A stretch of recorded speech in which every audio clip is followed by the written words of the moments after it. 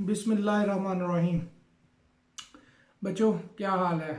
अच्छा, आज हमारा लेक्चर है ET 233। जैसा कि आपको मालूम है कि हमने लास्ट टाइम चैप्टर नंबर 3 पढ़ा था, जो कि रेफ्रिजरेशन और एयर कंडीशनिंग के बारे में है।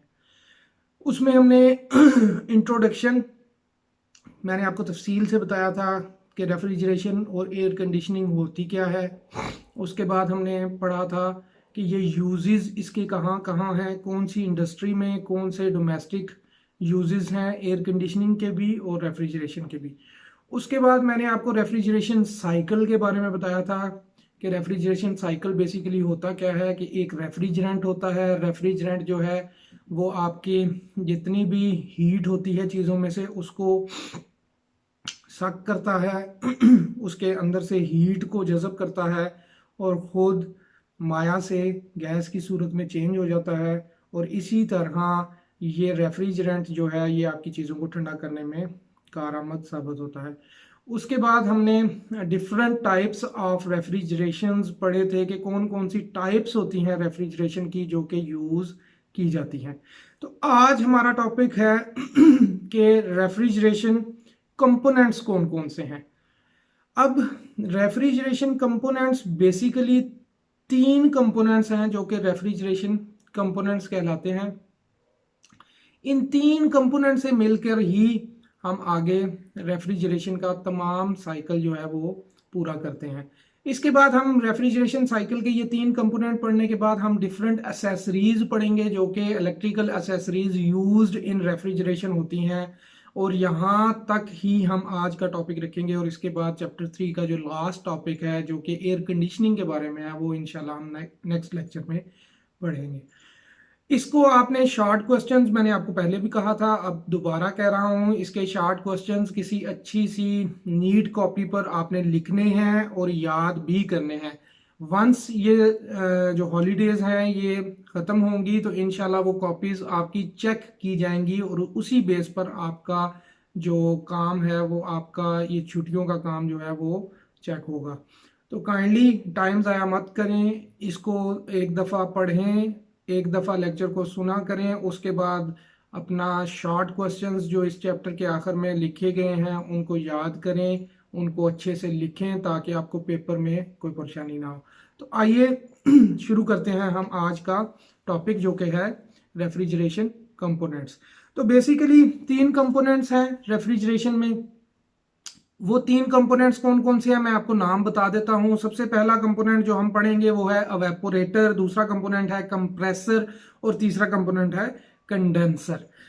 इन तीनों का काम क्या है। अवेपोरेटर का काम मैंने अभी आपको थोड़ा सा बताया है कि अवेपोरेटर एक ऐसा कंपोनेंट या आला है या एक ऐसा हिस्सा है रेफ्रिजरेशन का जो कि तमाम चीजें जिनको ठंडा करना मकसूद होता है उस अवेपोरेटर वाले हिस्से के अंदर रखी जाती है। लेट्स सपोज आपने कोई गोश्त, सब्जी या दूध जो है वो अपने रेफ्रिजरेटर के अंदर रखा है, तो अवेपोरेटर ही एक ऐसा कंपोनेंट है या हिस्सा है जिसके अंदर ये तमाम चीजें रखी जाएंगी। और वंस वहां पर ये चीजें रख दी जाएंगी तो उसके बाद क्या होगा कि ये अपने अंदर से तमाम की तमाम हीट जो है वो अब्जॉर्ब करेगा।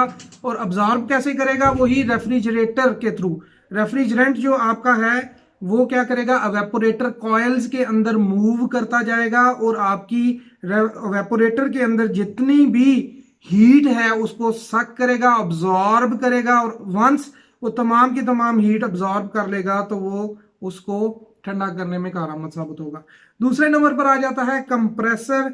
तो कंप्रेसर आपने अक्सर औकात देखे होंगे। कंप्रेसर एक सिलेंडर नुमा आला है जिसके अंदर एक पिस्टन होता है। वो पिस्टन जो है वो बैक एंड फोर्थ ऊपर या नीचे मूव करता है और ड्यू टू दैट मूवमेंट उसके अंदर जो है आपका जो खला है वो पैदा होती है और मोटर की मदद से पिस्टन ऊपर या नीचे की तरफ जब हरकत करता है तो रेफ्रिजरेंट को कंप्रेस दबाया जाता है या उसको खुला छोड़ा जाता है और उसका प्रेशर कम या ज्यादा किया जाता है। और इस प्रेशर कम या ज्यादा करने की वजह से जो कंप्रेसर है वो आपके रेफ्रिजरेंट को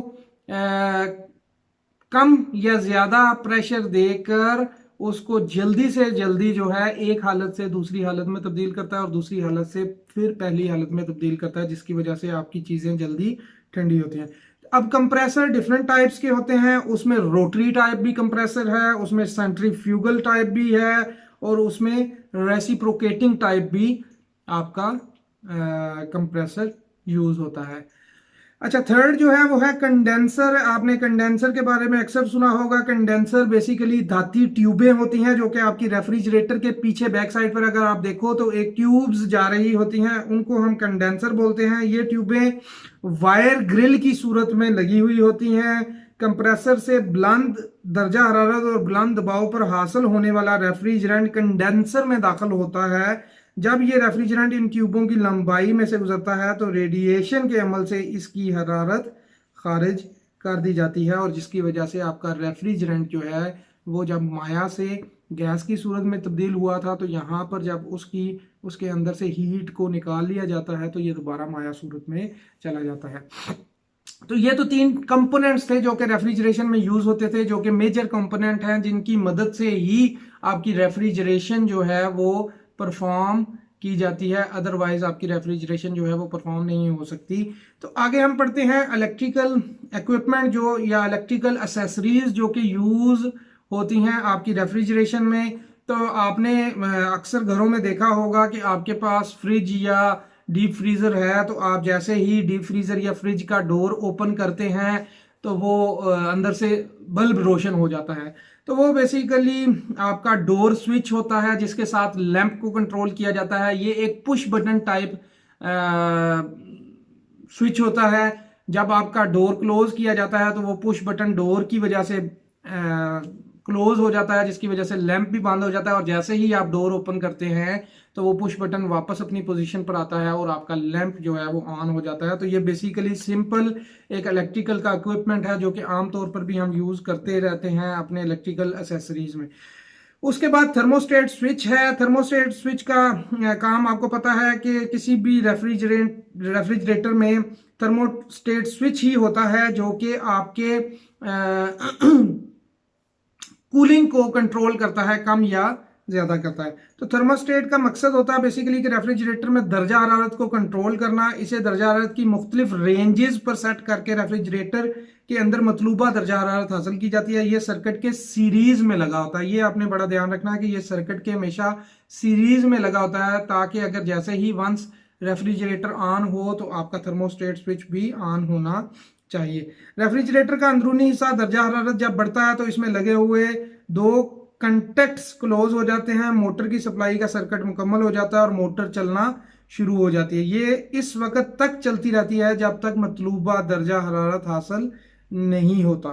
अब जितना दर्जा हरारत आपने अपने थर्मोस्टेट स्विच में सेट किया हुआ है उस दर्जा हरारत तक आपकी मोटर जो है वो चलती रहेगी, और वंस आपका थर्मोस्टेट रिले की मदद से वो मतलूबा जो दर्जा हरारत है उसको गेन कर लेगा तो आप क्या करोगे कि रिले जो है वो सेंस करके आपकी मोटर को कट ऑफ कर देगी, और उसके कट ऑफ होने से आपका रेफ्रिजरेटर जो है या थर्मोस्टेट वाल्व जो है वो बंद हो जाएगा। तीसरी चीज है thermal overload relay. Thermal overload relay का फंक्शन आपको पता है कि एक बेसिक रिले 3 चीजों पर मुश्तमिल होती है। वो सेंसिंग करती है, वो मेकिंग ब्रेकिंग करती है, और वो आगे सर्किट को रन करती है। तो आपकी थर्मल ओवरलोड रिले जो है वो 2 धाती पत्रियों पर मुश्तमिल होती है। इसके सीरीज में एक मज़ाहमत लगी होती है, रेजिस्टेंस, जिसको आर कहते हैं। इसे कंप्रेसर यूनिट की केसिंग पर लगाया जाता है। जो ही कंप्रेसर का दर्जा हरारत बढ़ता है या किसी वजह से मोटर में से जायद करंट गुजरना शुरू हो जाती है जिसकी वजह से आपकी जो मोटर है वो गर्म होना शुरू हो जाती है, जिससे 2 धाती पत्री गर्म होकर मुड़ जाती है, जैसे कि आपकी बुक में भी दिखाया गया। और जैसे ही वो आपकी 2 धाती पत्री जो है वो मुड़ के बेजवी सी शक्ल में हो जाती है तो उस सूरत में आपकी थर्मल ओवरलोड रिले जो है वो उसको कट ऑफ कर देती है और उसको कूल होने देती है, और जैसे ही वो कूल होती है वो दोबारा अपनी सीधी पहली पोजीशन में आ जाता है।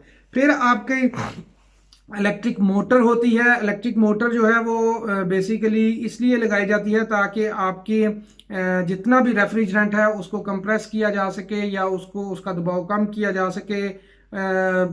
इस किस्म की मोटर जो है आपके रेफ्रिजरेटर में डिफरेंट मकासद के लिए लगाई जाती है ताकि आपका थर्मोस्टेट वाल्व भी काम कर सके। तो ये एक बेसिक सिंपल सी मोटर होती है, squirrel cage type rotor squirrel cage type motor होती है जो कि इसमें लगाई जाती है, जो कि नॉर्मल स्पीड या स्पीड कम या ज़्यादा उसकी हम कर सकते हैं।